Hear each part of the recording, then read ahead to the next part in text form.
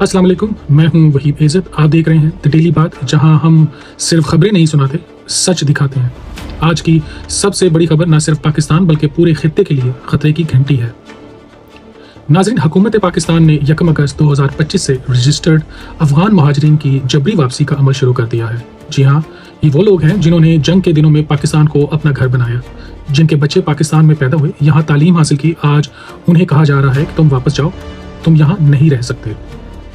नाज़रीन, पाकिस्तानी हुकूमत कहती है ये गैर कानूनी अफराद हैं, इनके कागजात खत्म हो चुके हैं। लेकिन सवाल ये है, क्या ऐसे लोगों को जबरदस्ती निकालना जायज़ है जिनके पास प्रूफ ऑफ रजिस्ट्रेशन कार्ड मौजूद था? क्या ये बैनुल-अक़वामी क़वानीन की खिलाफ वर्जी नहीं?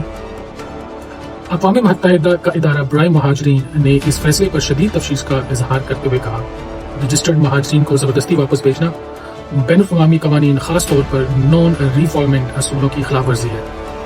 नाज़रीन, ये वो बच्चे जो यहाँ पैदा हुए, जो उर्दू बोलते हैं, पाकिस्तानी निसाब पढ़ते हैं, आज उन्हें जबरन उस सरजमीन पर वापस भेजा जा रहा है जहाँ उनके लिए न स्कूल है, न हॉस्पिटल्स, न आज़ादी। एक माँ की फरियाद है, मेरा बच्चा पाकिस्तानी स्कूल में पढ़ता था, अब हम ट्रक पर बिठाकर बॉर्डर पार ले जाए जा रहे हैं। नाज़रीन, सवाल यह है, क्या हमने इंसानियत को कागज़ के एक कार्ड से छोटा कर दिया है?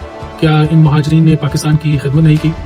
क्या वापस का अमल वकार और तहफ़्फ़ुज़ के बगैर हो सकता है? और क्या हम खुद ऐसी हालत में होते तो क्या इंसाफ यही होता?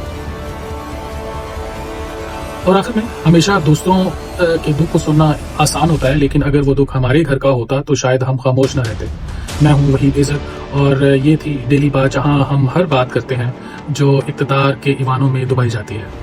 अगर आप समझते हैं कि इंसानियत सिर्फ पासपोर्ट और वीज़े की मोहताज है तो इस वीडियो को शेयर करें, कमेंट में जस्टिस फॉर रेफ्यूजी और आवाज़ बने उन लोगों के लिए जिनकी आवाज़ कोई नहीं सुनता। जज़ाकल्लाह।